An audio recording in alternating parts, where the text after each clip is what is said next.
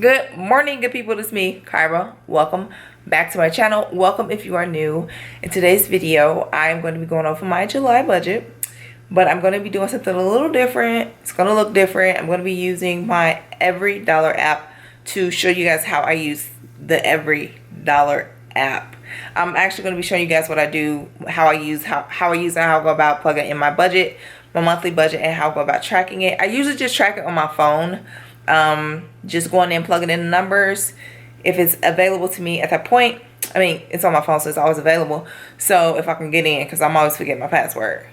So if you want to see how I go about adding or plugging in my information and how I use my Every Dollar app, please make sure you stay tuned.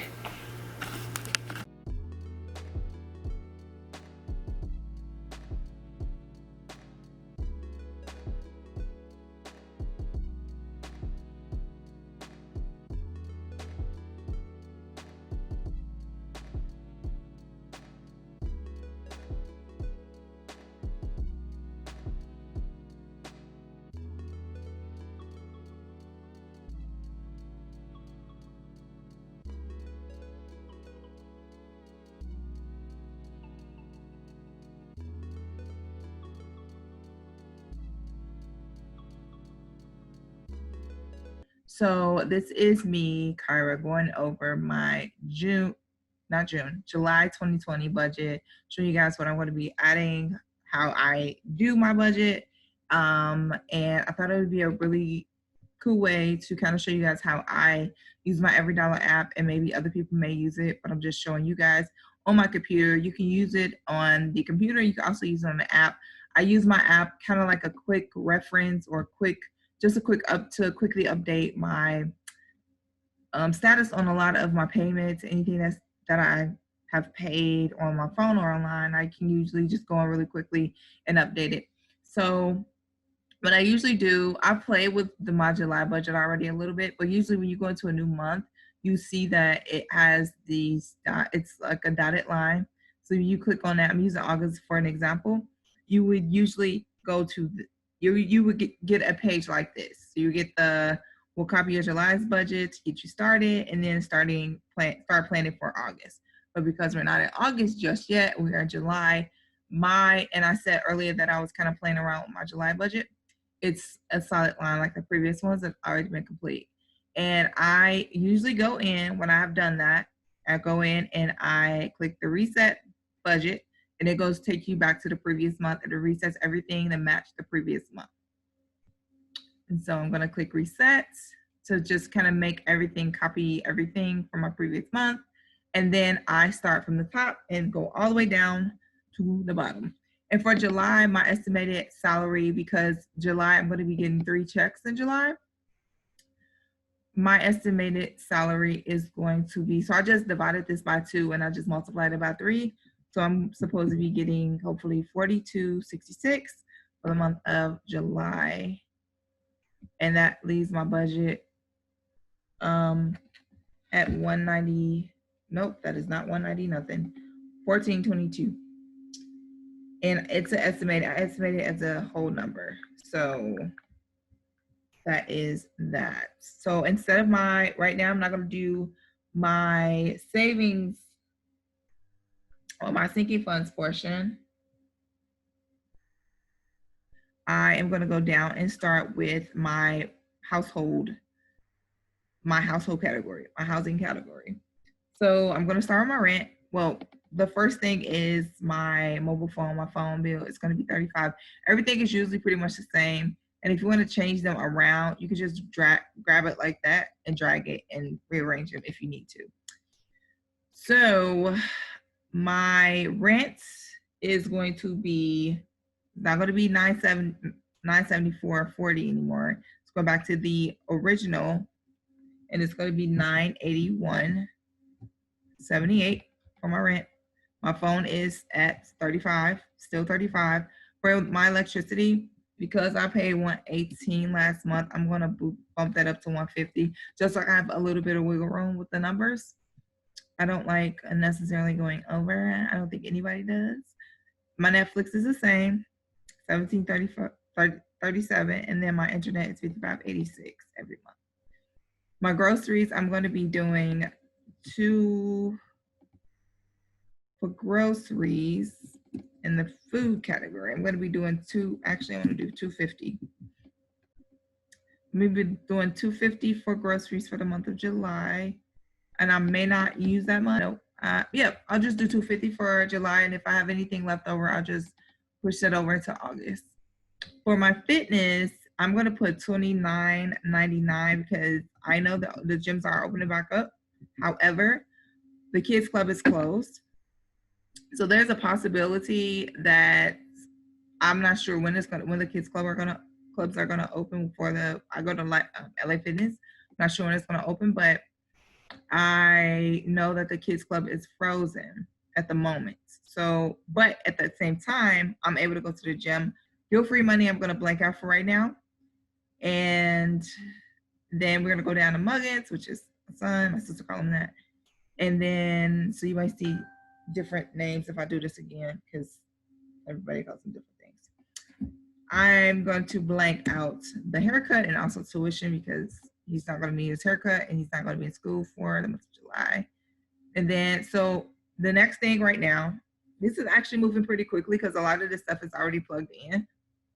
That I have everything that I pretty much do, all my bills that I pay every month.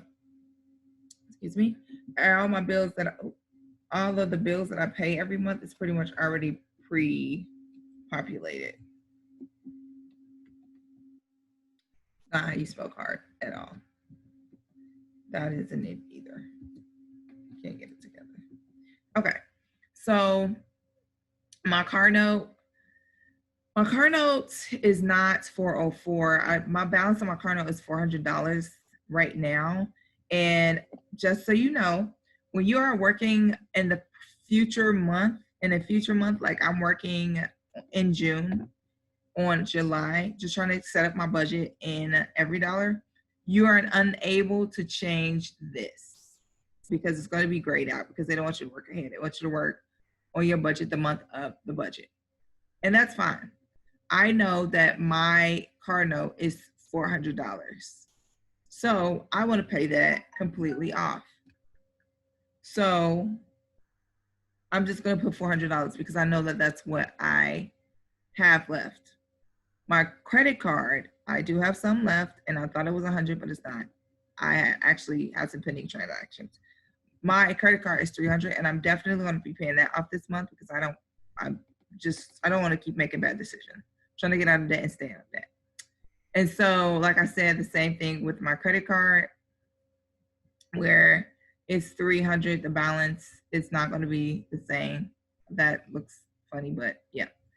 Anyway, so I have that $700 for my debt that I am definitely going to be paying off next month for the month of July. Definitely. So down to my car. And you might be saying, like, why is my car note not with the car section?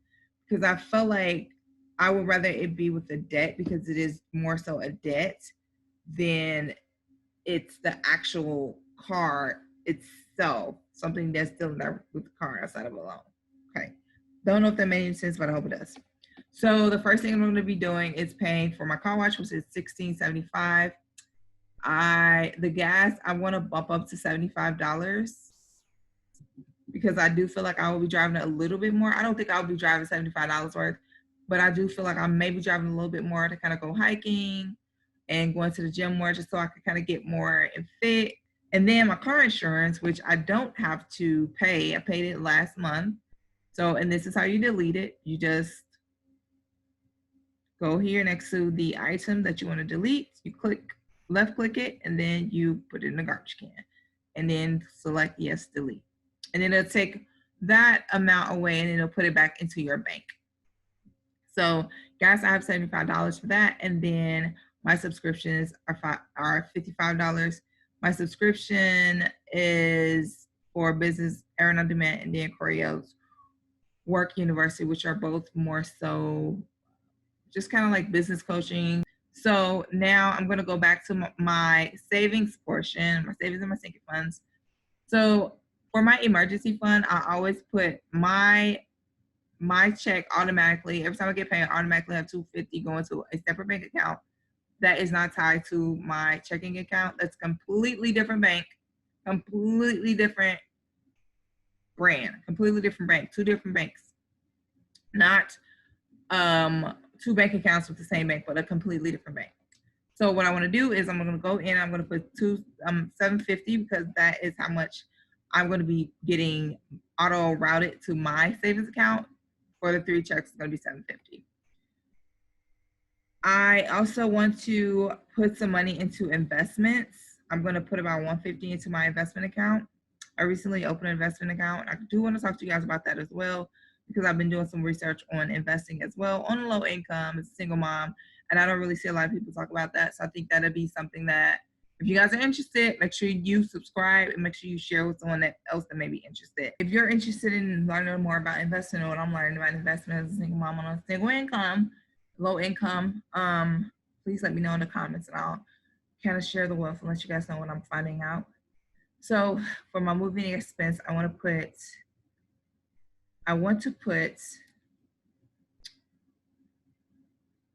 $800 for that. And then I have $199.25 left over. I would like to put some into my travel fund because I am planning on going on a trip next year. But I'm really debating if I really want to just put this money into, put more of this into either my emergency fund or my, actually what I can do is I'm going to make this $750. I'm going to make my emergency fund, I want to put $850 to my emergency fund, and then I'm going to put the rest onto my insurance. Because although I want to travel, that's true, and I'm going to travel, I feel that once I pay off my car note, once I pay off my debt, I'll be okay to be able to start putting a little bit more towards my travel fund and then put more towards my emergency fund. So, because I'll have that $700 every month left over or available to me to do what I need to do. So that's it. That's the every dollar. It's an every dollar budget, you guys. You see that? It says it. It's proof. This is the truth. It's every dollar budget. So you guys see that this is how much I make monthly. And then as the month goes on and I pay everything and my money is dispersed and I put in my money into my sinking funds and that, I will definitely go in here, click on the green. Nope, that's not what I want to do. Click on the actual item. And then it'll pop up over here how much you paid. So you'll put add new, select add new, and then you either select an expense, which my rent will be an expense, or you select income. Right? So an income, of course, will more than likely be when you are adding your income for the month. And then you enter the amount. I don't remember what I put. And then track expense. And then it'll show up here. And if you have like multiple payments on something, it'll show the progress over here. So let me go in here and change this up. Delete it. And then if you want to delete, you can click here, left click, and then that's delete this transaction at the bottom. And that's pretty much how you want to undo it. You can click undo.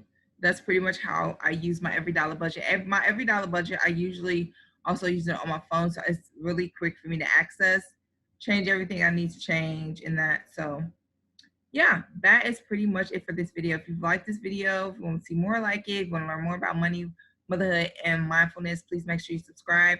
Especially if you've watched this video to this point and you haven't done so, go ahead and do it. You know you like me. Let's get our finances, our lives together. that is pretty much it for this video. So before I let you go though, I do want to ask you a question. What apps do you use to track your budget? Do you use Mint? Do you use EveryDollar? Do you use YNAB? What are some apps that you use, or some programs that you may use that allow you to kind of track your finances and track your budget and your journey to building wealth and getting better handle on your finances? Make sure you comment that below, and I hope you guys enjoy the video. I'll see you guys in the next one. Bye.